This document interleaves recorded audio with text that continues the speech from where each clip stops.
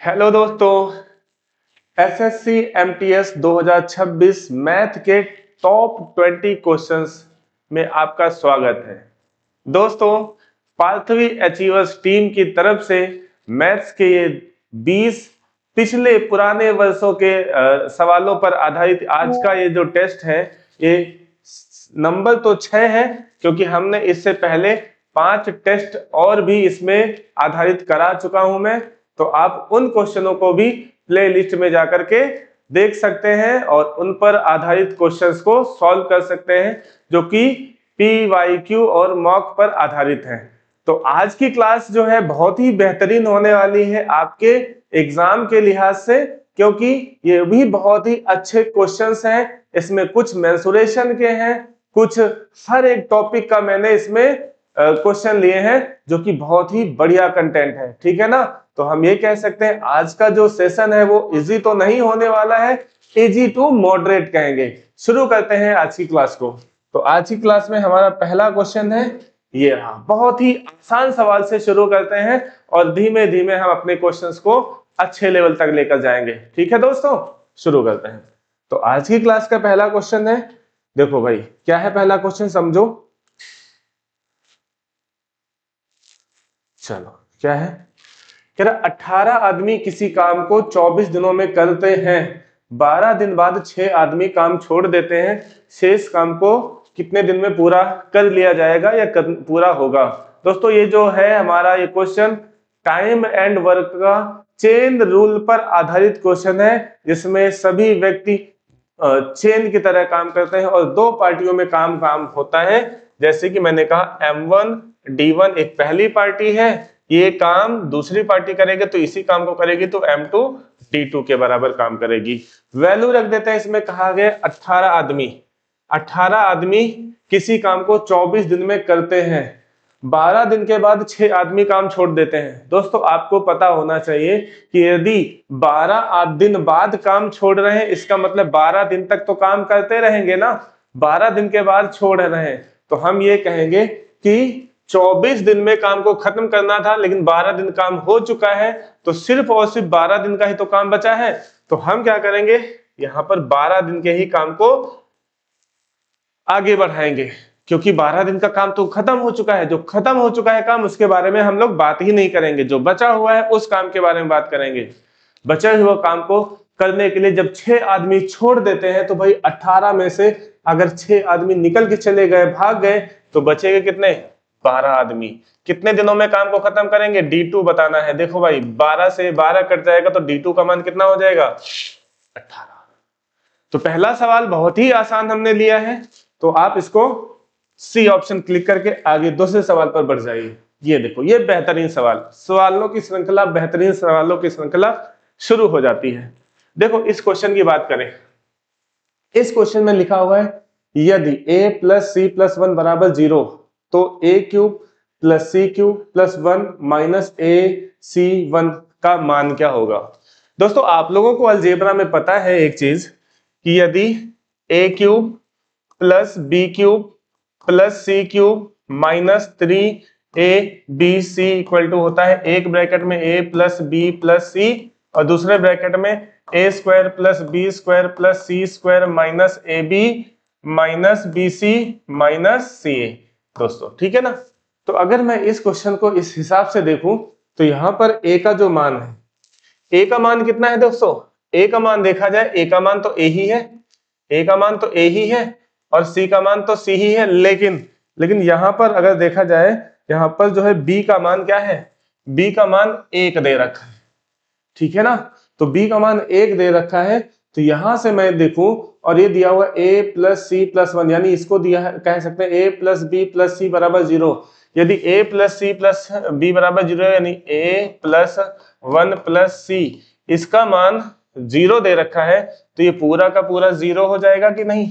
अगर ये पूरा का पूरा 0 हो जाता है तो हम ये कह सकते हैं इसका जो मान है वो ये, अगर 0 है तो इस बचे हुए का मान यानी कि ये जो है वैल्यू क्या हो जाएगी, a cube plus C cube plus 1, b की जगह पे 1 रखेंगे ना, माइनस 3a, b की जगह तो 1 होगा और c इक्वल टू 0, यानी इस पूरे का मान क्या हो जाएगा, 0 हो जाएगा। ऑप्शन नंबर 4 थी इसका आंसर। ठीक है दोस्तों, चलो आगे बढ़ते हैं। आगे क्वेश्चन है, वह छोटी से छोटी संख्या क्या होगी? वह छोटी से छोटी या फिर से कहें सबसे छोटी संख्या क्या है दोस्तों? सबसे छोटी संख्या। सबसे छोटी संख्या की अगर मैं बात करता हूं, जो 12, 15 और 20 से भाग देने पर प्रत्येक बार 5 शेषफल बचता है। ये प्रत्येक बार 5 शेषफल बचने का मतलब क्या होता है दोस्तों? समझिए, एलसीएम एचसीएफ का ये बेहतरीन सवाल है, जिसमें कहा गया यदि किसी संख्या को, छोटी से छोटी संख्या, यदि 12 से भाग करते हैं तो भी 5 शेषफल बचता है, 15 से भाग देते हैं तो भी 5 शेषफल बचता है, और 20 से भाग देते हैं तो भी 5 शेषफल बचता है। ये क्या 5 क्या है? ये है शेषफल। ये शेषफल बचता है ना। तो समझिए जरा, दो तरीके हैं इसको सॉल्व करने के।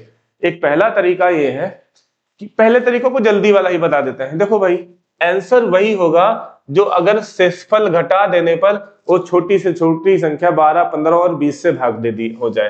तो अगर मैं इससे 5 घटाऊंगा तो बचेगा 60, इससे 5 घटाऊंगा तो बचेगा 120, इससे 5 घटाऊंगा तो बचेगा 180, और इससे 5 घटाऊंगा तो बचेगा 240। देखो भाई, इन सभी में सबसे छोटी संख्या अगर हमें बतानी है तो सबसे छोटी संख्या तो हमारे पास 60 ही है, और हम ये भी देख पा रहे हैं कि ये 12 से भी डिवाइड हो जा रहा है, 15 से भी डिवाइड हो जा रहा है और 20 से भी डिवाइड हो जा रहा है। तो आंसर हमारा हो जाएगा ऑप्शन नंबर फर्स्ट। लेकिन दूसरा तरीका क्या है? हम 12, 15 और 20 का एलसीएम ले लेते हैं। तो एलसीएम क्या हो जाएगा? 12, 15 और 20 का एलसीएम हो जाएगा 60, क्योंकि 5 शेषफल बचता है। तो 5 शेषफल बचाने के लिए हम प्लस कर देते हैं और आंसर हमारा हो जाता है 65, ऑप्शन नंबर फर्स्ट। ठीक है दोस्तों, चलिए अगले सवाल बताओ। अगला सवाल कहता है, यदि x प्लस 1 अपॉन एक्स, यदि x प्लस 1 अपॉन एक्स, यदि x प्लस 1 अपॉन एक्स बराबर 5 दे रखा है, तो बताना हमें है x square plus 1 upon x square का मान। बहुत ही आसान तरीका है इस सवाल को करने का। आपको पता है, यदि x प्लस 1 अपॉन एक्स बराबर a होता है, तो x square plus 1 upon x square का मान क्या होता है? a square minus 2। स्क्वायर के लिए ये होता है, और मैं क्यूब के लिए भी यही बात बता देता हूं। क्यूब के लिए क्या होता है? X cube plus 1 upon x cube का मान होता है a क्यूब माइनस 3a। ठीक है, लेकिन हमें तो सिर्फ ये चाहिए, तो इसी बेस पर हम लोग क्वेश्चन को करेंगे। और अगर इसी बेस पर हम लोग क्वेश्चन करेंगे तो हमारा आंसर क्या हो जाएगा? देखो, मैं इसको मिटा दे रहा हूं क्योंकि ये तो हमें चाहिए नहीं, लेकिन आप लोग इसको समझ लीजिएगा। x प्लस 1 अपॉन एक्स बराबर 5 है, इसका मतलब है a जो है, a का मान कितना है? 5। a का मान 5, यानी इसकी जगह पर हम 5 रख दें तो यहां पर क्या हो जाएगा? 5 का स्क्वायर माइनस 2, 5 का स्क्वायर 25 माइनस 2 यानी कि 23 आंसर हो जाएगा option number first, sorry second. कैसी लग रही है आपको क्लास? आप बेहतरीन तरीके से आप ऐसे क्वेश्चनों को पढ़िए, समझिए, ठीक है, और अपने एग्जाम को आसान बनाइए। और क्या करना है? और चैनल को शेयर करिए, क्लास को लाइक करिए, सब्सक्राइब तो आपने कर ही लिया है, और जो भी चीजें बची हैं कमेंट करने की वो भी करिए। ठीक है, अगले सवाल पर आओ। 5 संख्याओं का औसत 18 है।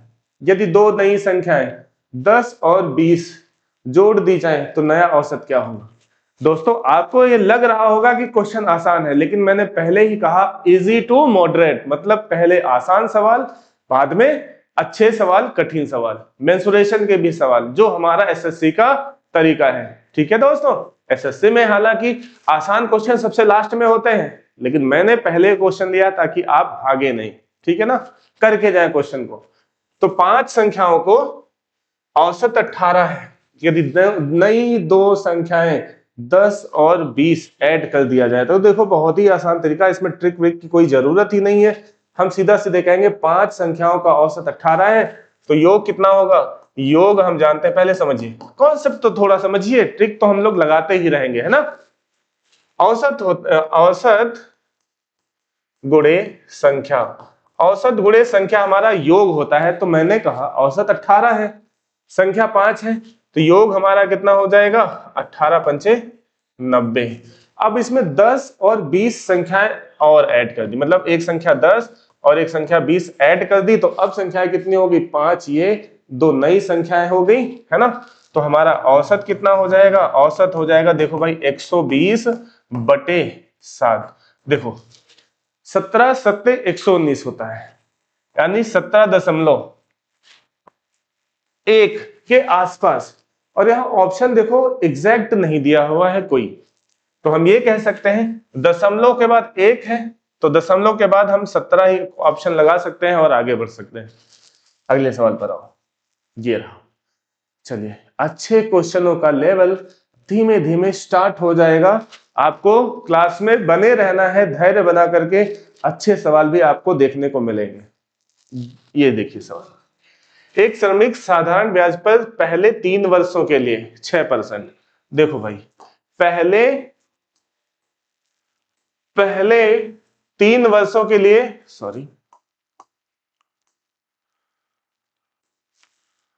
पहले 3 वर्षों के लिए 6%, अगले 3 वर्षों के लिए 9%, और वह 10 वर्ष के उपरांत कुल इतना पैसा देता है। ठीक है ना, 10 वर्ष के उपरांत इतना पैसा देता है, लेकिन अगले वर्ष के लिए 14% की रेट होती है। तो यहां से क्वेश्चन को सॉल्व करें अगर हम ये कह सकते हैं कि रेट और टाइम पर ही ब्याज होता है।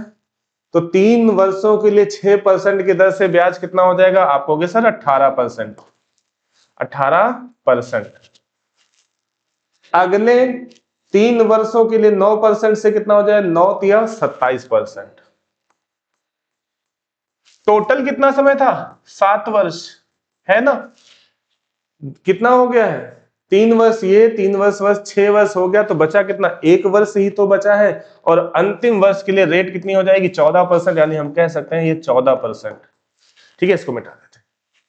तो यहां से अगर मैं कहूं इन सभी को जोड़ दूं, 18 और 7 25, 20 45, 45 10 55 4 59, आप कहोगे सर 59%। 59% हमारा टोटल ब्याज होगा। और टोटल ब्याज कितना है हमारा, कुल रुपए ब्याज के रूप में कितना भुगतान किया गया, 6490। तो मैं ये कह सकता हूं कि जो 59% है ये 6490 के इक्वल है। तो यहां से अगर मैं सॉल्व करता हूं, 1% का मान निकालता हूं, तो देखो ये कटेगा, एक बार में जाएगा तो ये 1 हो जाएगा, 62 बचेगा 5, फिर आगे एक बार में जाएगा, यानी 1% का वैल्यू है 110। अगर 1% का 110 है तो उतने कितने पैसे उधार लिए थे, तो आप कहोगे उसने सर 100% ही तो उधार लिए थे, 100% उधार लिए थे, यानी कितना हो जाएगा, 2 जीरो और ऐड हो जाएंगे, हमारा आंसर हो जाएगा ऑप्शन नंबर सेकंड। एक ही लाइन में आप इसका आंसर दे सकते हो। बोलो भाई, समझ में आया कि नहीं आया। चलो आगे बढ़ो, अगले सवाल पर देखो मैंने पहले ही आपसे प्रॉमिस किया था कि लेवल धीमे धीमे बढ़ता रहेगा, और आप देखिए लेवल है आपके सामने। कह रहा अधिक मांग के कारण 5000 की कीमत वाली वस्तु की कीमत पहले महीने में 20%, अगले महीने में 16 सही 2/3%, और अंत में 14 सही 2/7% बढ़ गई। इसकी असली कीमत को बहाल करने के लिए इसकी कीमत कितने प्रतिशत कम करनी चाहिए। मतलब क्या है, एक वस्तु है, पहले तो आप ये समझिए कि जब आपको कीमत दे रखी है रुपए में, और आंसर परसेंट में है, क्वेश्चन भी परसेंट में है, तो ये जो हमारा कीमत है, इसको बगैर इस्तेमाल के ही हम आंसर दे सकते हैं। कैसे, आप कहोगे सर कैसे, समझिए जरा, यहां पर समझ लेते हैं। कहा पहले महीने के लिए रेट कितना है, 20%, जिसका मान होता है 1/5। अगले महीने के लिए रेट हमारी कितनी है, 16 सही 2/3%, जिसका फ्रैक्शन वैल्यू होता है 1/6। भिन्न में मान होता है 1/6। कैसे होता है आपको पता होना चाहिए। 16 3 48, 2 50/3, 50 से 100 कटेगा तो 3 दूना 6 हो जाएगा। और लास्ट ईयर यानी थर्ड ईयर के लिए है 14 सही 2/7%, इसका भिन्न में मान होता है 1/7। आगे सॉल्व करने के लिए हम आपको समझाना चाहते हैं ये कि अगर मान लो पहले कीमत 5 थी तो एक महीने में 1 बढ़ गई, फिर कहा अगले महीने में, दूसरे महीने में पहले कीमत 6 थी तो फिर क्या हुई, 1 बढ़ गई। ऐसा ही अगले महीने में अगर कीमत 7 थी तो क्या हो गई, 1 बढ़ गई। तो आप समझिए यहां से पहले साल के लिए 5 कीमत बढ़कर कितनी हो गई 6। दूसरे महीने के लिए कीमत 6 से 1 बढ़ गई, यानी कि कितनी हो गई 7। तीसरे महीने में जो कीमत है 7 से 1 बढ़ गई, यानी कि तीसरे महीने में जो कीमत है 7 से 1 बढ़ के कितनी हो गई 8। आप कहोगे हाँ बिल्कुल सही बात है। आगे क्या करेंगे, आगे जो क्योंकि ये रेशियो है, पहले महीना और दूसरे महीना, दूसरे महीना और तीसरे महीना, तीसरे महीना और ऐसे ही। तो आप देखो ये 6 इस 6 से कट जाएगा, ये 7 इस 7 से कट जाएगा, तो बचेगा हमारे पास कितना 5, और यहां पर बचेगा कितना 8। आप कहोगे 5 रुपए की वस्तु 8 हो गई।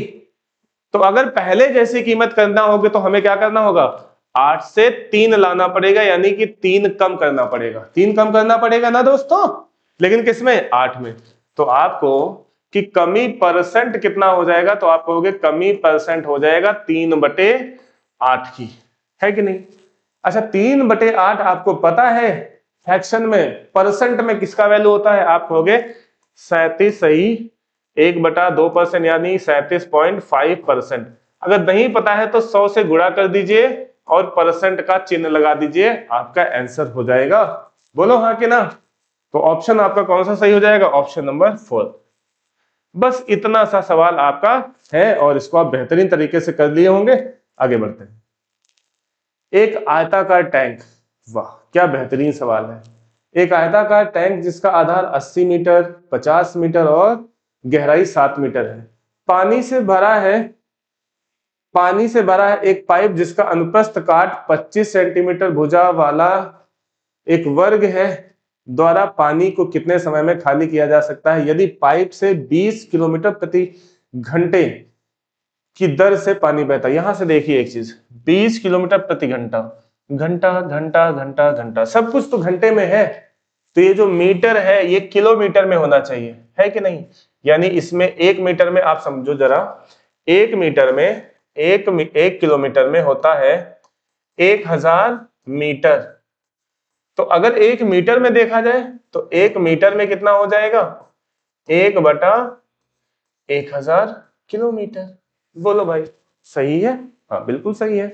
तो ऐसे ही हम क्वेश्चन को सॉल्व करेंगे और आगे बढ़ेंगे। और यहाँ पर सेंटीमीटर की भी बात करा जाए तो 1 मीटर में 100 सेंटीमीटर है, तो हम यहाँ पर एक चीज और लिख लेते हैं कि 1 सेंटीमीटर में होता है 1/1 2 3 4 5 किलोमीटर, यानी 1 सेंटीमीटर में 1/1 लाख किलोमीटर होता है। तो यहां से सॉल्व करेंगे और बेहतरीन सवाल है, इसको पूरा सॉल्व करिएगा। आपको समझाते हैं। देखो जरा समझो कैसा एक आयताकार है। आयताकार है तो मैं इसको ले लेता हूं। देखो मैं बनाने की कोशिश करता हूं, यहां पर बनाता हूं, ठीक है। ये एक आयताकार टैंक है। इस आयताकार टैंक में क्या क्या चीजें दी हुई हैं आप समझिए। इस आयताकार टैंक में 80 मीटर तो इसकी क्या है लंबाई, 50 मीटर क्या है चौड़ाई और 7 मीटर क्या है गहराई। तो इसका जो भी आयतन होगा, अगर मैं किलोमीटर में निकालूं तो कुछ और होगा। लेकिन इसमें एक चीज और कहा है, इसमें कहा है एक पाइप जिसमें से पानी निकल रहा है, और वो पाइप कैसा है वर्गाकार, ठीक है ना, वर्गाकार है। वर्गाकार मतलब समझ रहे कुछ इस प्रकार से है। तो इस वर्गाकार का क्षेत्रफल क्या हो जाएगा 25 × 25। तो अगर मैं कहूं इसमें से पानी निकालना है या पानी डालना है, तो ये पानी इसी पाइप से तो जाएगा, जितना इसका क्षेत्रफल होगा उतना ही तो पानी जाएगा। अब किलोमीटर प्रति घंटा में कहा है तो इसको पहले तो इसको किलोमीटर में चेंज करेंगे, है कि नहीं। पहले तो इसको किलोमीटर में चेंज करेंगे और इस आयतन में ही सब कुछ छिपा हुआ है। तो आप कहोगे यदि पूछा क्या है, यदि कितने समय में खाली किया जा सकता है, देखो टी बताना है भाई। इसको खाली करना है, इसमें जितना पानी है उसी को तो खाली करना है। तो इसको खाली करने के लिए इस टैंक का आयतन कितना हो जाएगा, आप कहोगे सर 80 × 50 × 7। अब यहां से देखा जाए बटे में 3 जीरो ये वाले, 3 जीरो इसके, 3 जीरो इसके, यानी बटे में 9 जीरो रहेंगे। 1 2 3 4 5 6 7 8 9। समझा देता हूं, वैसे तो आपको ऐसे डायरेक्ट ही काट लेना है। अब इसमें से जब ये इसी क्षेत्रफल से पानी जाएगा तो देखो जरा 25 गुणे 25, ठीक है ना, 25 गुणे 25 गुणे, और ये 20 किलोमीटर प्रति घंटा है। अब इसमें से जब आप इसको जब चेंज करोगे तो 5 इसके नीचे कितने हो जाएंगे? 10 जीरो। 1 2 3 4 5 6 5 6 7 8 9 10। बोलो भाई समझ में आया कि नहीं आया?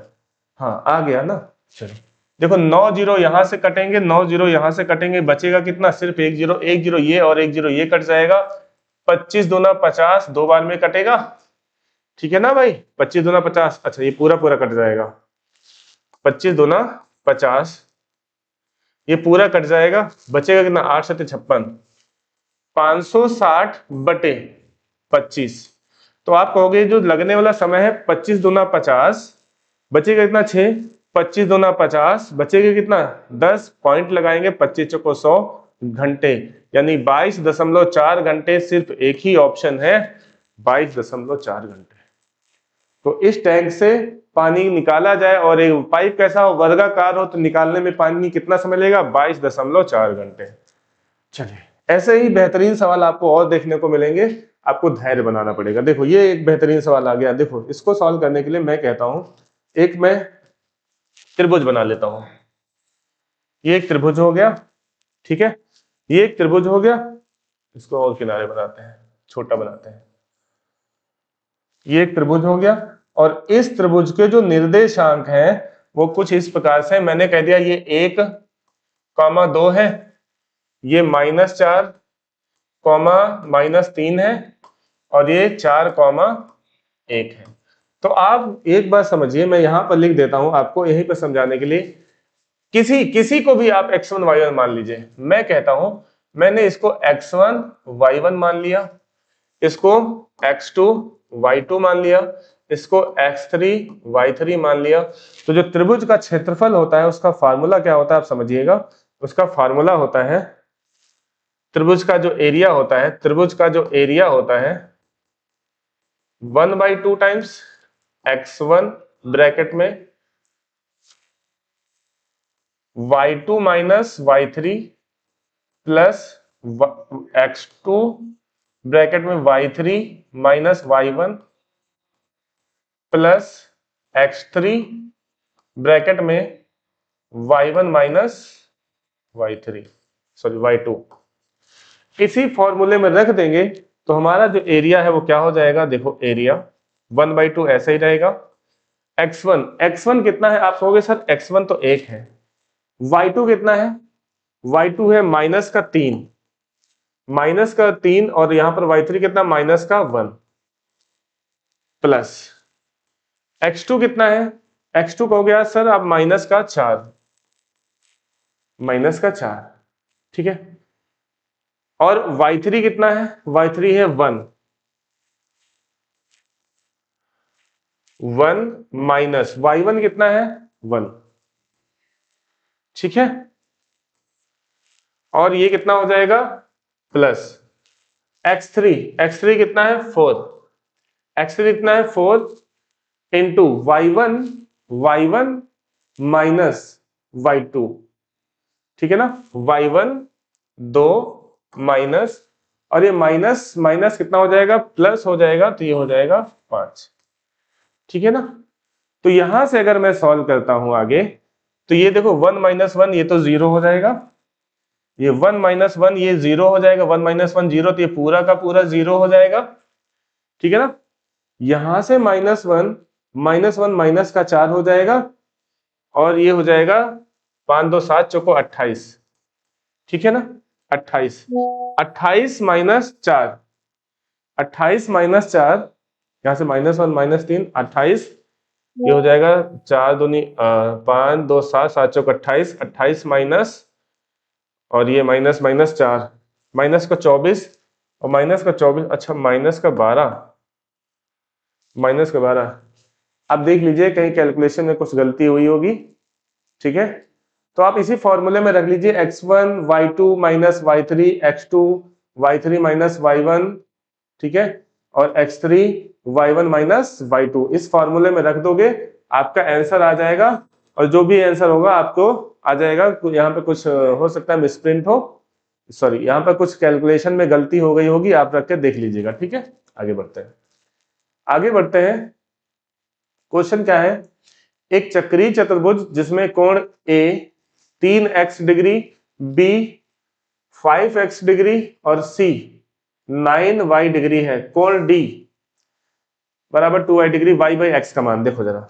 एक चक्रीय चतुर्भुज बना लेते हैं। चक्रीय चतुर्भुज आपको पता होना चाहिए, चक्रीय चतुर्भुज क्या होता है। चक्रीय चतुर्भुज में जो चतुर्भुज के चारों पॉइंट होते हैं वो परिधि पर होते हैं। हमने बना लिया है, तो ये हो जाएगा, मान लिया A B C D, तो A का अपोजिट C होता है, B का अपोजिट D होता है, तो A कितना दे रखा है, A देखा है 3x, ये हो जाएगा 3x, B दे रखा है 5x, ये हो जाएगा 5x, और C हो जाता है 9y, और D हो जाता है 2y, 2y,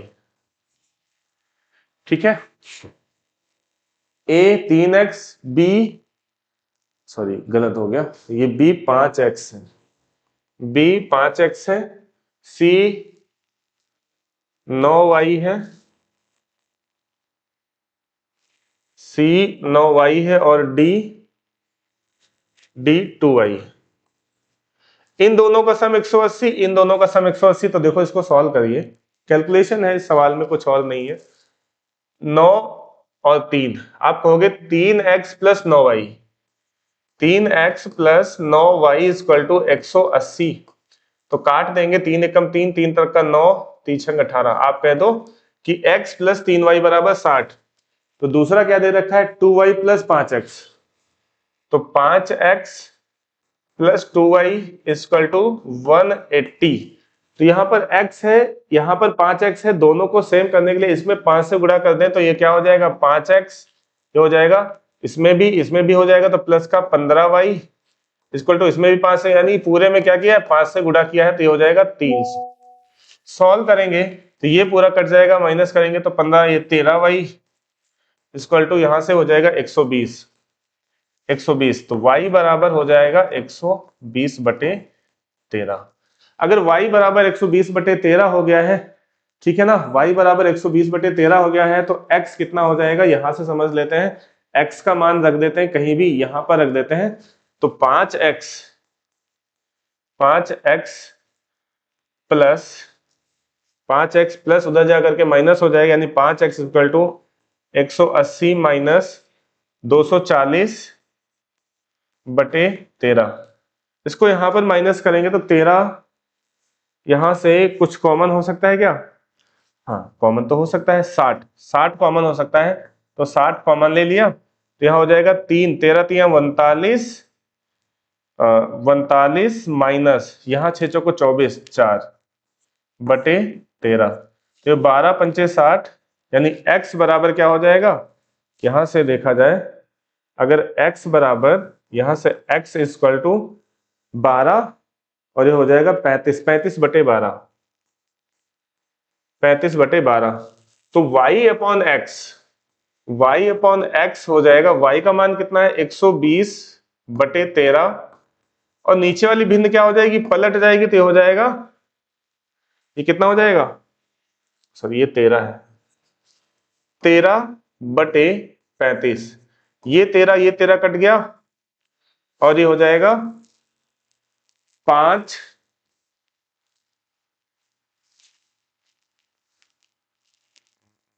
ये क्या हो गया,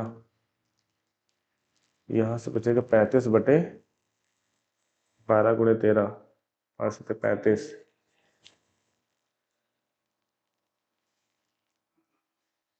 अच्छा नीचे 12 भी आएगा, ये 12 और ये 12, ठीक है, तो 12 दाम 120, 5 दूनी 10, 5 सत्ते 35, तो y अपॉन x हो जाएगा 2 बटे 7।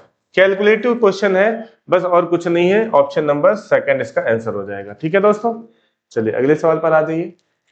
अगला सवाल कहता है पी क्यू आर समूह में शामिल होते हैं तो 12 सदस्यों के जब पी क्यू आर समूह में शामिल होते हैं तो 12 सदस्यों के समूह का औसत 60 केजी से बढ़ करके 64 केजी हो जाता है। पी क्यू आर का वजन 3:4:5 के अनुपात में है तो आर और पी के वजन के बीच का अंतर क्या होगा। देखो इस क्वेश्चन को, औसत का ये बेहतरीन सवाल है, इसको सॉल्व करने के लिए समझिए जरा। जब पी क्यू आर आते हैं तो औसत 60 किलोग्राम से बढ़कर कितना हो जाता है 64 किलोग्राम, ठीक है ना। तो औसत में वृद्धि कितनी हुई +4 की, ठीक है ना, +4 की हो गई। तो आप कहोगे सर बिल्कुल सही है, लेकिन अब 12 से सदस्य कितने हो गए, 3 बढ़ गए तो सदस्य कितने हो गए 15। तो वृद्धि कितनी हुई 60 की वृद्धि हुई, है ना, 60 की वृद्धि हुई, 60 की तो वृद्धि हो ही गई।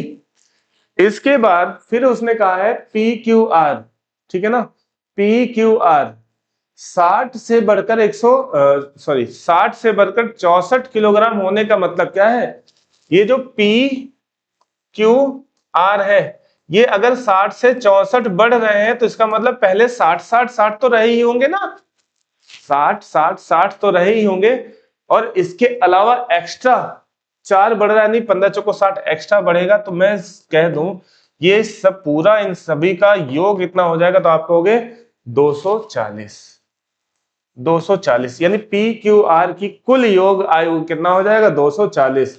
आप कहोगे सर बिल्कुल सही बात है। और यहां पर तीनों का सम कितना है 3 4 7 5 12 रेशियो। तो आप एक हो कि ये 12 रेशियो के बराबर है, ये 12 रेशियो के बराबर है, तो एक रेशियो किसके बराबर हो गया 20 के, एक रेशियो बराबर हो गया 20 के। तो अगर हमें ए आर और पी के बाद अंतर लेना है तो देखो कितने का अंतर है, अंतर तो मेरे भाई 2 का है ना, 2 रेशियो का अंतर। तो अगर एक रेशियो बराबर 20 के है तो 2 रेशियो बराबर किसके हो जाएगा 40। ऑप्शन नंबर 3 ही इसका आंसर हो जाएगा। सोल्यूशन बढ़िया है, चलिए आगे बढ़िए। आगे क्वेश्चन पर आते हैं। एक शंक्वाकार बर्तन के आधार की त्रिज्या 5 सेंटीमीटर है और इसकी ऊंचाई 24 सेंटीमीटर है। बर्तन पानी से भरा हुआ है, इस पानी को 10 सेंटीमीटर आधार त्रिज्या वाले एक बर्तन में डाला जाता है। बेलनाकार बर्तन में पानी की गहराई, अच्छा ठीक है, एक शंकु में पानी है उसको उलट दिया जाता है एक बेलनाकार बर्तन में, तो उस पानी की वजह से उस बेलन में ऊंचाई कितनी होगी हमें यह बताना है। तो आपको दोनों ही पता है, एक शंकु है और एक बेलन है, एक बेलन है, बेलन ऐसा होता है और इसका आयतन और इसके आयतन दोनों आपस में बराबर होंगे। अगर मैंने पानी कह दिया बस सिर्फ यहां तक पानी आता है, तो यानी यहां तक का जो आयतन है वो इस शंकु के आयतन के बराबर है, ठीक है। दोनों की त्रिज्या दे रखी है, दोनों की त्रिज्या निकाल लेते हैं, ये h हमें बतानी है क्या होगी। तो इसका आयतन होता है 1/3 पाई r। पाई r कितना है, शंकु आधार की त्रिज्या कितनी है 5 और स्क्वायर, देखो भाई इसका आयतन होता है 1/3 पाई r स्क्वायर h, इसका आयतन होता है पाई r स्क्वायर h। दोनों में मान रख दीजिए, स्क्वायर करेंगे तो हो जाएगा 25 इंटू h कितना है, देखो इस पानी को 10 सेंटीमीटर आधार त्रिज्या, अच्छा 24, ऊंचाई कितनी है 24, ये बराबर होगा पाई r स्क्वायर कितना है 10 धामा 100 इंटू h, ठीक है। यहां से अगर देखें पाई से ये पाई कट जाएगा, ये 3 से कटेगा, 3 अट्ठे 24, 25 चौको 100 हो जाएगा और 4 दूनी 8, यानी h बराबर कितना हो जाएगा 2 सेंटीमीटर। 2 सेंटीमीटर ऑप्शन नंबर 3, ठीक है। अगले सवाल पर आओ। अगला सवाल क्या है, 2 ट्रेनें एक ही समय पर, चलिए इस क्वेश्चन की बात कर लेते हैं। क्वेश्चन क्या है, बहुत ही अच्छा सवाल है। 2 ट्रेनें एक ही समय पर एक बेंगलोर और चेन्नई से शुरू होती है, मतलब क्या एक ही समय पर है, एक बेंगलोर से शुरू होती है, एक चेन्नई से। मैं कहता हूं एक यहां बेंगलोर है और एक यहां पर चेन्नई है, ठीक है। एक चलती है 80 किलोमीटर, मान लिया जाए यहां से चले वो 80 किलोमीटर प्रति घंटा और यहां से जो चले वो 95 किलोमीटर प्रति घंटा। ठीक है, तो मैं इन दोनों का अगर रेशियो बना लूं, अगर मैं इन दोनों का रेशियो बना लूं तो मैं ये कह सकता हूं ये जाएगी 16 रेशियो और ये जाएगी 19 रेशियो। यानी ये 16 रेशियो जाएगी, ये 19 रेशियो जाएगी, दूसरी वाली चेन्नई से चलने वाली। तो कौन ज्यादा चलेगी? एक 19 रेशियो वाली ज्यादा चलेगी ना। कितना चलेगी? 3 रेशियो, और 3 रेशियो का मतलब है 180 किलोमीटर। 3 रेशियो का मतलब 180 किलोमीटर, तो ये हो जाएगा 3 छंग 18। यानी आप कहोगे एक रेशियो का मान कितना हो जाएगा? 60 किलोमीटर। अगर एक रेशियो का मान 60 किलोमीटर है तो बताओ ये दोनों के बीच की दूरी, भाई दोनों के बीच की दूरी दोनों ने मिलकर के तय की है ना, तो दोनों मिलकर कितना हो जाएगा? 16 9 25, 25 10 35, यानी 35 रेशियो। 35 रेशियो टोटल डिस्टेंस हो जाएगी। एक रेशियो का वैल्यू है 60, तो 35 रेशियो की वैल्यू हो जाएगी 35 गुणे 60, 6 0 7 6 पंचे 30, 6 पंचे 30, 6 3 18 3 21। ठीक है दोस्तों, तो हमारा आंसर हो जाएगा 21। वैसे भी हम कह सकते हैं, इसको निकाल ले सकते हैं कि 3 का मल्टीपल कौन कौन सा है, बस केवल नहीं बहुत सारे हैं, तो हम ऐसे ही निकाल लिए 2100। ठीक है, अगले सवाल पर आओ। अगला सवाल है, एक सेना में 500 सैनिकों के लिए 40 दिनों का भोजन है। तो भोजन कितना है? 500 सैनिकों के लिए 40 दिनों का भोजन है। 15 दिनों के बाद 200 चले जाते हैं, उसके बाद फिर 15 दिनों के बाद फिर 200 चले जाते हैं, और खाद्य सामग्री की आपूर्ति के साथ कितने समय, यानी कुल दिनों की संख्या में बताइए। मतलब भोजन कितने दिन चलेगा टोटल, हमें ये बताना है। तो मैं ये देखना चाहता हूं कि 500 आदमी अगर 40 दिनों तक खाना खाए तो खाना कितना है, भोजन कितना है। तो आप कहोगे सर 500 गुणे 40। इस भोजन को करने के लिए कौन कौन आएगा? पहले यही 500 लोग खाना खाएंगे, और कितने दिनों तक खाएंगे? 15 दिनों तक। 15 दिनों तक खा लेंगे। उसके बाद क्या होगा? 200 छोड़ के चले जाएंगे, बचेंगे कितने? 300 लोग बचेंगे, और ये फिर से 15 दिन खाना खाएंगे। और अब जो है फिर से 200 लोग छोड़कर चले जाएंगे, तो मैं कहूं अब बचेंगे 100 लोग, और कितने दिन खाना खाएंगे? अगर मुझे ये पता चल जाए तो 15 ये 30, और ये जो बचे हुए खानों को कितने दिन खाएंगे, इन सभी को ऐड कर दिया जाए, दिनों की टोटल संख्या आ जाएगी। तो देखो जरा, यहां से मैं कह दूं 5 को 20, यानी कि हो जाएगा 20,000 खाना है। ये हो जाएगा 15 पचे 75, 7500, 15 3 45, 4500, 7500 और 4500 कितना हो जाएगा? 7500 और 4500 हो जाएगा आपका 12,000। ठीक है ना, यानी यहां से 12,000 है, और 20,000 में से 12,000 खत्म हो जाएगा, तो बचेगा कितना? 8,000 बचेगा। और इससे कितने? 100 दिनों में 100 दिनों में खाना, तो 2 जीरो से 2 जीरो कट जाएगा, तो बचे हुए खाने को डी बराबर 80 दिन। डी बराबर 80 दिन, यानी टोटल दिनों की संख्या अगर देखा जाए तो 15 और ये 80, तो 15 15 30 और 80 110 दिन। यानी बचा हुआ मतलब टोटल दिनों की संख्या क्या होगी जब खाना चलेगा? 110 दिन। अगले सवाल पर आ जाते हैं। अगला सवाल देखो, बहुत ही अच्छा सवाल है। सवाल क्या है? दूध और पानी के मिश्रण के 3 कप 4:5, 5:6, 9:7 के अनुपात में है। पहले कप से 36 लीटर, दूसरे कप से 44 लीटर लिया जाता है, तो तीसरे कप से कितनी मात्रा लेनी चाहिए ताकि तीनों कप के अंतिम मिश्रण में दूध और पानी का मात्रा 1:1 यानी समान हो जाए। देखो मैं कहता हूं मिल्क और वाटर का जो रेशियो है वो पहले कप में क्या है? वो पहले कप में है 4:5। कलर बदल लेते हैं। पहले में है 4:5, दूसरे कप में क्या है? 5:6, और तीसरे कप में क्या है? 9:7। अगर मैं इन सब में देखूं तो ये कितना हो जाएगा? 9 5 4 9, ये हो जाएगा 6 5 11, और ये कितना हो जाएगा? 9 7 16। ठीक है, अब यहां से आप समझिए क्वेश्चन को। कह रहा पहले कप से 36 लीटर मात्रा लेना है, जितनी भी हो हमें 36 ही लीटर लेना है। तो मैं ये कहूं इसमें 9 लीटर है, 36 के लिए मैं इसमें 4 से गुणा कर दूं, पूरा 36 हो जाएगा। 36 लीटर पहले कप में। दूसरे कप में कितने मात्रा लेना है? 44 लीटर, तो मैं कहूं इसमें 4 से गुणा कर दूं। और तीसरे से कितनी लेनी है हमें नहीं पता है, तो मैं कहता हूं कोई नहीं पता है तो मैं कहता हूं x ले लूं, x ले लूं, तो जो नया है उसमें मिल्क और वाटर का क्या बनेगा, मिल्क और वाटर का जो रेशियो है वो क्या बन जाएगा, देखो जरा, मिल्क और वाटर, यहां से देखा जाए 4 का इसमें मल्टीप्लाई करेंगे, 4 चौको 16, मिल्क कितना हो जाएगा 16, है ना, प्लस 11 पच्चे, ठीक है, यहां पर सॉरी 4 पंचे 20 प्लस x इंटू 9 यानी कि प्लस का 9x बटे बटे यानी बटे कह दो या इसको बराबर मात्रा में ही निकाल ले तो ये भी सही हो जाएगा। तो देखो मैं इसको यहाँ पे थोड़ा सा और नजदीक लिख लेता हूँ क्योंकि जगह आगे कम है, तो यहां से मैं इसको यहां से पार्टीशन कर देता हूं। देखो 4 चौको 16, मिल्क की बात करें मिल्क हो जाएगा 16, 4 पंचे 20 प्लस 9x बराबर होगा किसके, 4 पंचे 20 प्लस ये वाटर है, 4 पंचे 20, 4 छंग 24 प्लस 7x, ठीक है ना, 7x, ये उधर जाएगा, देखो जो कटने वाला काटो पहले, ये 20 से 20 कट जाएगा क्योंकि माइनस होगा, इधर उधर हो जाएगा, ये 7x को इधर ले आओ, उसको उधर ले आओ, तो यहां बचेगा 2x, 2x इक्वल टू उधर कितना हो जाएगा, उधर हो जाएगा 16, 4 20 और ये बचेगा 8, तो एक 2 x बराबर हो जाएगा, कितना हो जाएगा,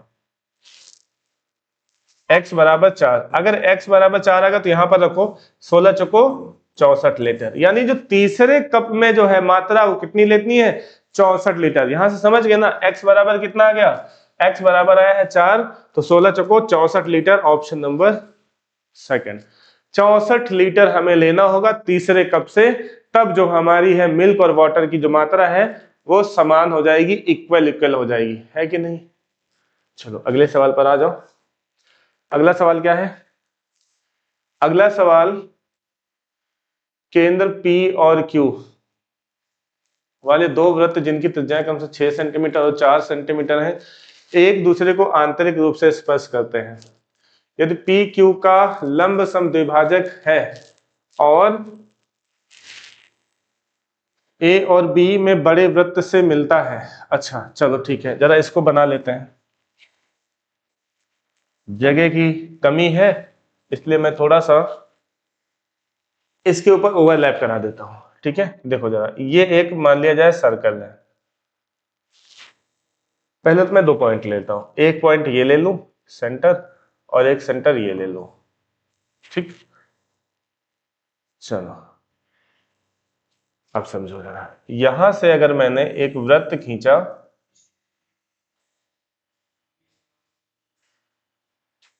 कुछ ऐसे हो जाएगा, और एक मैं यहां से खींचता हूं भाई, ज्यादा बड़ा नहीं वरना ज्यादा दिक्कत हो जाएगी, चलो ये हो गया, ठीक है।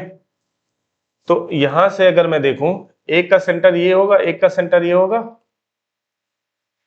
P और ये सेंटर होगा Q, जैसा कि सवाल में क्वेश्चन में बताया गया है, और कहा गया है एक PQ का लंब द्विभाजक, यानी ये जो PQ का है लंब द्विभाजक है, यानी इसको 2 बराबर भागों में बांट रहा है, जो कि A और B पर मिलता है, A और B पर मिलता है, मान लो ये कहीं O पर काटता है, ठीक है, मान लेते हैं ये कहीं O पर काटता है, तो ये वाला देखो, ये जो है ये दोनों इक्वल हो जाएंगी, बराबर हो जाएंगी, तो यहां से देखा जाए ये वाला जो है 6 सेंटीमीटर है, और ये डिस्टेंस पूरी आपकी, ये पूरी यहां से यहां तक 6 है, तो यहां से यहां तक 4 है, तो ये पूरी 2 हो जाएगी, तो ये 1 होगी और ये 1 होगी, यानी PO और OQ बराबर होगी और 1 1 होगी, समझ रहे ना कैसे, ये पूरी रेडियस आपकी 6 है और इस छोटे वाले की 4 है, तो 6 में से 4 माइनस होगी तो 2 बचेगी, यानी ये जो P और Q है इसके बीच की दूरी 2 होगी, और 2 बराबर भागों में डिवाइड होगी तो 1 और 1 हो जाएगी।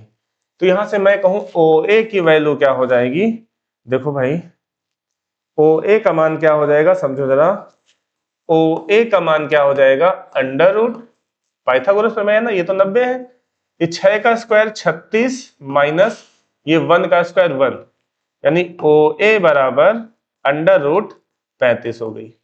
ये OA अगर 35 है अंडर रूट में, तो ये OB भी 35 ही होगी, यानी कि जो पूरी AB का मान है, AB का जो मान है वो 2 अंडर रूट 35। एक बार फिर से समझिए, आंतरिक रूप से स्पर्श करने का मतलब है कि दोनों ही वृत्त अंदर ही होंगे, और आंतरिक रूप से स्पर्श करते हैं यानी कि यहां पर कहीं पर स्पर्श बिंदु होगा। ये एक बड़े वाले वृत्त का केंद्र है, Q छोटे वाले वृत्त का केंद्र है। तो P और Q इन दोनों केंद्रों के बीच की दूरी है, और PQ का ये AB लंब केंद्र है। मतलब क्या है, ये जो है इसको दो बराबर भागों में डिवाइड करेगा, इधर की भुजा और इधर की भुजा बराबर होगी, और ये भुजा बराबर होगी। ये Q और ये छोटे वृत्त की त्रिज्या 4 है, ये बड़े वाली वृत्त की त्रिज्या 6 है, तो ये जो PQ है ये 2 हो जाएगा और एक एक में डिवाइड हो जाएगा। ये आपकी 6 है, तो इसका स्क्वायर प्लस इसका स्क्वायर बराबर इसका स्क्वायर होता है पाइथागोरस प्रमेय से, यानी √35। यदि OA 35 आ गई है तो ये हो जाएगा 2√35। ठीक है, अगले सवाल पर आओ। अगला सवाल क्या है, एक ठोस अर्धगोले की त्रिज्या 7 सेंटीमीटर है, उसका कुल पृष्ठीय क्षेत्रफल। देखो, अगर एक अर्धगोला है उसकी त्रिज्या है 7 सेंटीमीटर, तो अर्धगोले का टोटल सरफेस एरिया क्या होता है, 3πr²। फॉर्मूले में रखिए, आंसर मिल जाएगा। ठीक है ना, क्या है आंसर देख लो जरा, 3 × 22/7 × 7 × 7। एक 7 से एक 7 कट जाएगा। देखो आंसर वही होगा जो इन सबका मल्टीपल होगा, या तो ये देख लो कौन सा ऑप्शन है जो 3 से डिवाइड हो रहा है। तो 3 से डिवाइड होने वाला 4 2 6 6 ये तो है, 8 8 5 13 5 18, अच्छा ये भी है। चलो मल्टीप्लाई ही कर लो। अच्छा एक चीज और भी तो देख सकते हैं, 11 से भी तो मल्टीपल देख सकते हैं। 11 से देखा जाए तो अल्टरनेट पोजीशन का सम डिफरेंस 0 होना चाहिए। 6 6 12 और 1 ये नहीं होगा, ये 0 नहीं है। 8 5 13, 13 में से 8 गया, 5 बचेगा, ये 0 नहीं है। 4 2 6 6 0, ये 0 है, तो आंसर क्या हो जाएगा, यही हो जाएगा। ठीक है, ये मल्टीप्लाई कर लीजिए। 22 7 154, 154 गुणा 3, 3 चौक 12 का 2, हाथ में 1, 15 3 45, 1 46, 462। ऑप्शन नंबर ये। अगले सवाल पर आ जाते हैं। अगला सवाल क्या है, एक दुकानदार अपनी वस्तुओं को क्रय मूल्य से 30% अधिक अंकित करता है और अंकित मूल्य पर 10% की छूट देता है। अगर 30% अधिक अंकित करेगा तो एमपी कितना हो जाएगा, एमपी हो जाएगा 130%। 10% की छूट देगा तो एसपी कितना हो जाएगा, 10% की छूट देगा तो 90 में बेचेगा, यानी कि हो जाएगा इस पे 10% की छूट देगा तो बेचेगा 90 पे, है ना। 13 9 117, यानी 117 पर बेचेगा, 117 पर बेचेगा, है कि नहीं। अब देखा जाए, कह रहा है कि अतिरिक्त 6.5% का लाभ, 10% की छूट देता है, अतिरिक्त 6.5% की अतिरिक्त लाभ देने के लिए वो अंकित मूल्य पर कितनी छूट देगा। तो देखो, अगर 117 यानी 17.5 का तो प्रॉफिट हो ही गया है, इसमें अतिरिक्त अगर देगा तो 17 6 23, 123.5, इसमें वो 6.5% अतिरिक्त अगर दे दे तो 117 6 23, 123.5 बेचेगा कितने में, 123.5 में। 123.5 में बेचेगा तो डिस्काउंट कितना होगा भाई, डिस्काउंट देना पड़ेगा 130 में से, अगर मैं 123 घटाता हूं तो 7, यानी 6.5। डिस्काउंट परसेंट कितना देना पड़ेगा, 6.5। किस पे देना पड़ेगा, 130 पे परसेंट। देखो पॉइंट हटाएंगे, एक जीरो बढ़ाएंगे, परसेंट के लिए 100, ये 0 से 2 जीरो कट जाएगा, 13 25 65, यानी ऑप्शन हो जाएगा, ऑप्शन नंबर पहला ही हो जाएगा। क्या हो जाएगा, 5%। ठीक है ना। अतिरिक्त छूट, अतिरिक्त प्रॉफिट की बात कर रहा है ना, 17% तो प्रॉफिट है, अतिरिक्त प्रॉफिट का मतलब है 6.5%, इसमें और जोड़ देंगे तो हो जाएगा 123.5% सेलिंग प्राइस हो जाएगा। 123.5% का मतलब ये है कि वो 130 पर ही तो छूट देगा बचे हुए को। तो कितने की छूट हो गई, आप कहोगे 6.5, यानी 6.5 आप यहां से भी मैं समझा देता हूं, यहां से यहां आने के लिए 6.5 की छूट देनी पड़ेगी, और ये किस पर होगी, 130 पे होगी, तो कैलकुलेट करेंगे तो 5% इसका आंसर हो जाएगा।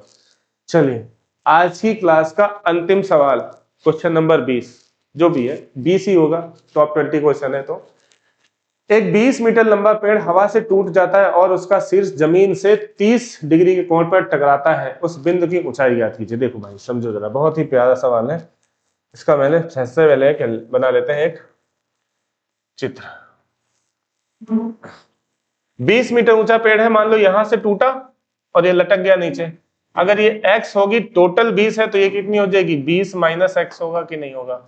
और कहा है ये 30 डिग्री का कोण बनाता है, ये 90 होगा। तो यहां से अगर मैं सॉल्व करता हूं, 20 मीटर लंबा है, टोटल लंबाई कितनी है 20 मीटर, और ये 30 डिग्री है, ये हमारा लंब हो जाएगा, ये हमारा कर्ण हो जाएगा। तो यहां से हम साइन थीटा अगर लगाएं, क्योंकि लंब और कर्ण साइन थीटा में होता है, साइन 30 बराबर क्या होता है, लंब बटे 20 माइनस एक्स। साइन 30 होता है 1/2, यानी 1/2 बराबर x बटे 20 माइनस एक्स। इसको इधर ले जाएंगे, उसको उधर ले जाएंगे, तो क्या हो जाएगा, 20 minus X equal to 2x। x उधर जाएगा तो हो जाएगा 3x, और x बराबर 20/3। x बराबर 20/3, यानी कि ऑप्शन नंबर 3 इसका आंसर हो जाएगा। आज की क्लास को हम यही समाप्त करते हैं और आशा करते हैं आज के जो बेहतरीन कंटेंट है आपके लिए, आपके एग्जाम के लिए बहुत ही हेल्पफुल होगा और अच्छे सवालों का संकलन है। और आगे भी आने वाले सवाल में ऐसे ही अच्छे मेंसुरेशन और एडवांस के सवाल लेकर के आऊंगा। तो आप मेरे इस क्लास से जुड़ें और ज्यादा से ज्यादा लोगों में शेयर करें। थैंक यू, धन्यवाद, जय हिंद।